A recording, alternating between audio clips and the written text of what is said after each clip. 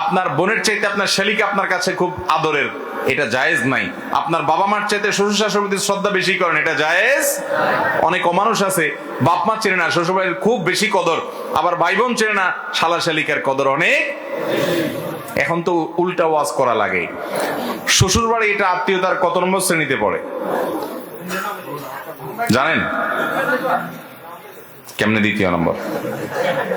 আন্দাজ একটা মারি দিছে এতে। শ্বশুর বাড়ি এটা আত্মীয়তার সিরিয়ালে তৃতীয় নম্বর। আমি থার্ড ক্লাস বললাম না, তৃতীয় নম্বর। প্রথম শ্রেণীর আত্মীয় হলো বাপের দিককার আত্মীয়, বাপ, চাচা, দাদা, এরা ফুফু, এরা হলো প্রথম শ্রেণীর ভাই বোন, সন্তান সন্ততি, মা বাপ, ওনারা হলেন প্রথম শ্রেণীর আত্মীয়, অর্থাৎ যাদের প্রায়োরিটি সবচেয়ে বেশি।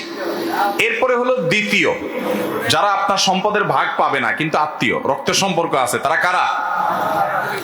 মামা, নানা নানি, খালা, খালু না কিন্তু, খালু খালার স্বামী হিসাবে উনিও আত্মীয়, বাট ওটা আরো পরের, যেহেতু খালুর রক্ত আপনার শরীরে নাও থাকতে পারে।